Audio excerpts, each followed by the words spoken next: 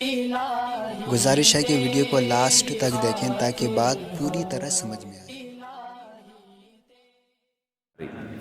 رسول اللہ صلی اللہ علیہ وسلم نے ارشاد فرمایا، رب کاسیات عاریات، بہت سی عورتیں، صنفان لم ارہما، آپ صلی اللہ علیہ وسلم نے فرمایا دو قسم کی مخلوق ایسی ہے جو میں نے نہیں دیکھی۔ کیا مطلب؟ وہ میرے زمانے میں نہیں پائی جاتی، وہ بعد میں آئیں گے، اور یہ اشارہ اس سے مل رہا ہے کہ وہ قومیں مسلمانوں میں پیدا ہونے والی ہیں۔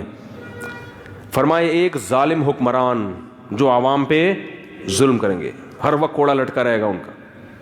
دوسرا فرمایا کاسیات عاریات، ایسی عورتیں جو لباس پہننے کے باوجود برہنہ ہوں گی، ان کا لباس جسم پہ ہونا نہ ہونا برابر ہوگا۔ فرمایا رؤوسہن، ان کے سر ایسے ہوں گے کاسنمۃ البخت، جیسے اونٹ کے کوہان ہوتے ہیں، ایسے فیشن کیے ہوئے ہوں گے کہ بالوں کو اوپر سے اٹھا کے رکھا ہوا ہو۔ تو علماء نے لکھا ہے کہ ایسا چست لباس پہننا جس سے جسم کے اعضاء جھلکتے ہوں، یا ایسا باریک لباس پہننا جس سے جسم کی کھال نظر آتی ہو، اس سے یہ مطلب ہے کہ لباس کے باوجود کیا ہوں گی؟ برہنہ۔ اور آپ صلی اللہ علیہ وسلم نے فرمایا ایسے ظالم حکمران اور ایسی عورتیں لا یجدن ریح الجنہ وان ریحها لیوجد من مسیرۃ کذا وکذا، یہ جنت کی خوشبو بھی نہیں پائیں گی، حالانکہ جنت کی خوشبو تو اتنے سال کی مسافت سے محسوس ہونا شروع ہو جائے گی، اتنا دور رکھے گا، چاہے یہ نماز پڑھیں، چاہے حج کریں، چاہے زکوٰۃ دیں، لیکن آپ صلی اللہ علیہ وسلم کی حدیث کے مطابق یہ جنت میں نہیں جا سکتی۔ کتنا بڑا حکم ہے، مگر آج اس حکم کی دھجیاں اڑائی جا رہی ہیں۔ ایک بات میں بار بار کہتا ہوں، دیکھو اپنی بیٹیوں کو پراپر ڈریس پہنایا کرو۔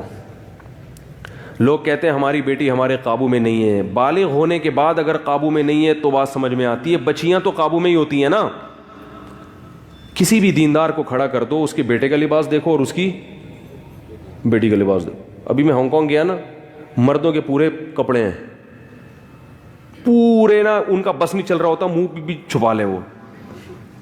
اور ان کنٹریز میں خواتین کے کپڑے کیا ہیں؟ شارٹ، 2-4 اسٹیکر کہیں سے ادھار لے کے، وہ بھی ایسا لگتا ہے جیسے پتہ نہیں کیا تکلف ہے بھائی۔ یعنی بعض ایک صاحب کہنے لگے ان سے بولو کہ اس تکلف کی ضرورت کیا تھی آپ کو، خام خواہ کی ٹینشن۔ مرد پورے، اور عورتوں کا وہی کلچر کہاں آ رہا ہے ہمارے معاشرے میں، اور کیسے آ رہا ہے؟ والدین اپنی بچیوں کے لیے ایسے کپڑے لے کر آ رہے ہیں، ابھی تو بچی ہے بھائی، اگر وہ ابھی بچی ہے تو وہ بھی تو بچہ ہے، اس کو بھی چڈی پہناؤ، بنیان پہنا کے باہر نکال دو اس کو، بیٹے کو، اپنے بیٹے کو چڈی بنیان نہیں، بیٹے کو پراپر ڈریس پہنائیں گے پورا۔ بیٹی کو کیا کریں گے؟ آدھی پنڈلیوں کی فراکیں، سلیو لیس فراکیں ان کو پہنائیں گے، آدھی پنڈلیوں کی شلواریں اور سلیو لیس ان کو فراکیں پہنائیں گے۔ تو یہ اس کی علامت ہے کہ آپ ان کی صحیح تربیت نہیں کر رہے۔ بچے کو پراپر ڈریس پہنا کے اس کا عادی بنانا پڑتا ہے، اس سے بچے میں حیا پیدا ہو جاتی ہے، شرم پیدا ہوتی ہے۔ آپ نے دیکھا ہوگا جو لوگ اپنے بچوں کو کپڑے نہیں پہناتے نا، چڈی بنیان میں ہی بچے گھومتے رہتے ہیں، وہ پھر بڑے ہو کر بھی چڈی بنیان میں۔ ہمارے ایک دوست نے واقعہ سنا ہے یورپ کے کسی کنٹری کا، وہ یہاں سے نا بچی کا رشتہ تھا، کہیں رشتے کے سلسلے میں کہیں گئے کسی ملک، تو لڑکے والوں نے ان کو بلایا، تو وہ جو لڑکی کے ابا تھے انہوں نے کہا وہ سسر جو یعنی لڑکا ہے اس کو بلاؤ۔ لڑکا کہیں جاگنگ کر رہا تھا چڈی پہن کے، اس کو پتہ چلا جی تمہارے رشتے والے آئے ہوئے ہیں، اس نے کہا ٹھیک ہے، بہت خوشی ہوئی، میں آ رہا ہوں۔ تو وہی چڈی بنیان میں ہی سسر صاحب کے آگے آگے بیٹھ گیا، اور اس نے اپنی طرف سے یہی کیا بھائی جو میں ہوں میں وہی نظر آنا چاہتا ہوں، اور صحیح کیا اس نے۔ خام خواہ میں اپنے آپ کو ایسا شو نہیں، میں ایسا لبرل ہوں، پہلے بتا دیا اس نے اپنے ڈریس سے کہ مجھ سے زیادہ توقعات نہ رکھنا، ہم یہ چڈی بنیان ہی ہمارا فیشن ہے۔ تو چڈی بنیان میں آ کے سسر صاحب کے سامنے بیٹھ گیا۔ انہوں نے کہا بھائی تو لڑکی والے جب ہمارے یہاں جب آتے ہیں تو بندہ کہیں سے ادھار ہی لے لیتا ہے پتلون کیا خیال ہے بھائی؟ اس موقع پر تو ہر آدمی کم از کم پراپر ڈریس میں بیٹھتا ہے نا، نہیں ہے تو کہیں سے ادھار لے لیتا ہے، شرٹ ادھار لے لیتا ہے، بعد میں واپس کر دیتا ہے کہ بھائی چلو ابھی فی الحال تو۔ یہ اتنا لبرل، وہ خیر انہوں نے انکار کر دیا اور بہت اچھا کیا انہوں نے انکار کر دیا۔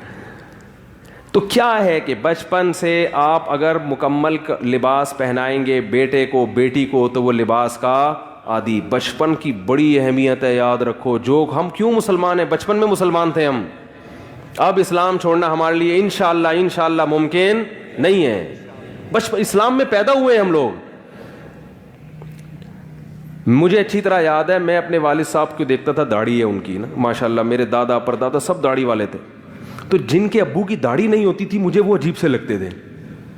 میں کہتا تھا یہ بچے اپنے ابو کو ابو کیسے سمجھتے ہیں, کیونکہ وہ داڑھی کا ایک وقار ہوتا ہے نا, ایک نورانیت ہوتی ہے. تو میں کہتا یار میرے والد صاحب کا نورانی چہرہ ماشاءاللہ, داڑھی, تو باپ کے لیے تو ایسا ہی چہرہ ہونا چاہیے نا. تو جو کلین شیو ابا ہوتے تھے میں ان کے بچوں پہ ترس کھاتا تھا کہ یار یہ اپنے ابا کو ان میں ابا پن تو نظر ہی نہیں آیا. معذرت جو بغیر داڑھی والے ہیں بھائی, معذرت, کسی کی توہین مقصد نہیں ہے. تو میں کہا ان کو اپنے ابا کیسے لگتے ہیں, وہ روحانیت تو آ نہیں رہی ان میں, کیوں ابا تو ببر شیر جیسا ہونا چاہیے نا.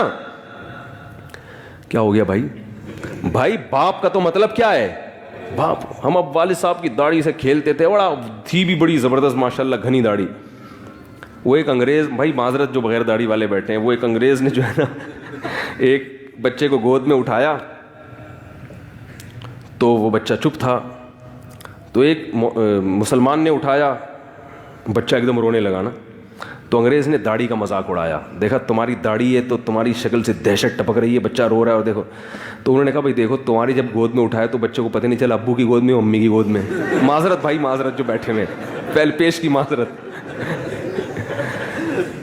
بھائی اس کو امی کا لک آیا, ماں کی ممتا تو بچے تو ماں کی گود میں, اور جب ادھر آیا تو اس میں بھائی یہ تو ابا ہے, ابا تو بہرحال وہ ممتا تو نہیں دے سکتا نا جو ماں دیتی ہے.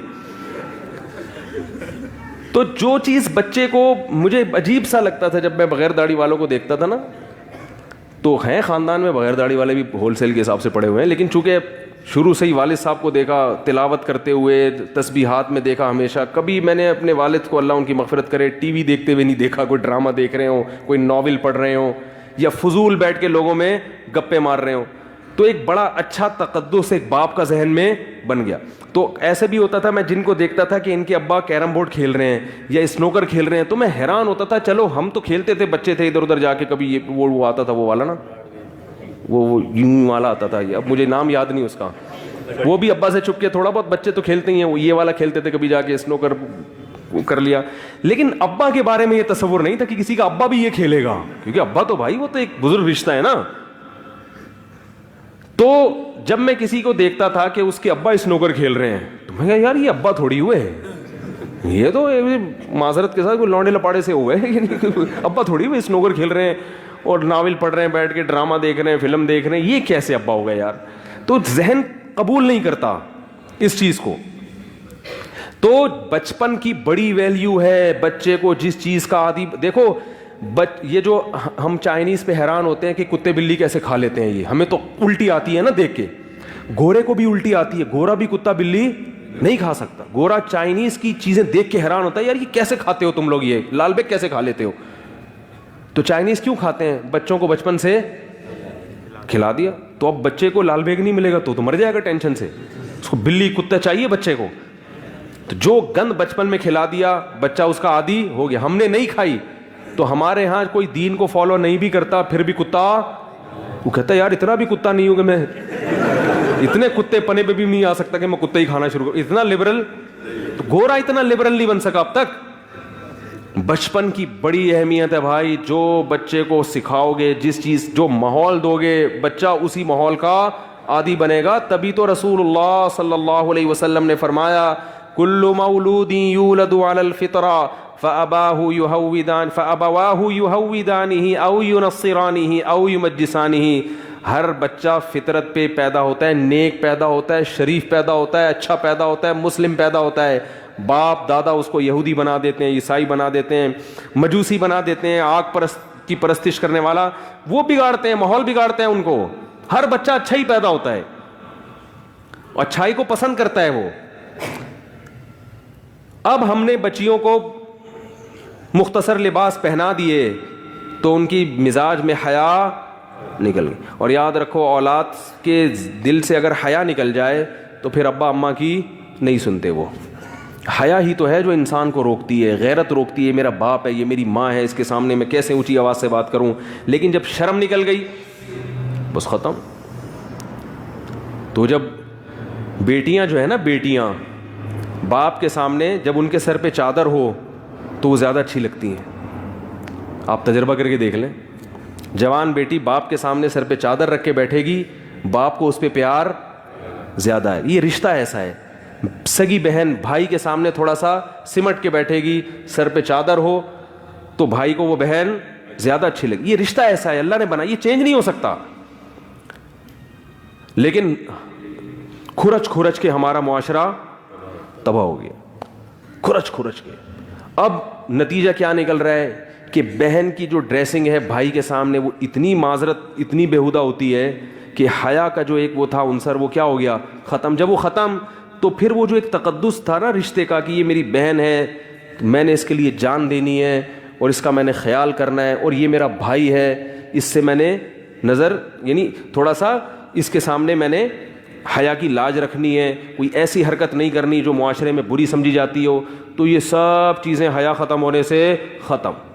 تو نہ وہ بہن بھائی کی عزت کرے گی, نہ بھائی بہن کی عزت کرے گا. تو تڑاک سے باتیں ہیں, وہ ادھر جا رہی ہے, پرس لڑ گیا, میں جا رہی ہوں, صحیح ہے نا, میں کسی سے پوچھ کے کچھ بھی نہیں کرتی, تو روک سکتا ہے روک لے.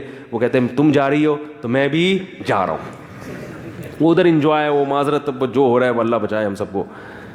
سارا کلچر کیا کر دیا, تباہ کر دیا, برباد کر دیا. زمانہ ڈھل رہا ہے مغربی تہذیب میں, لیکن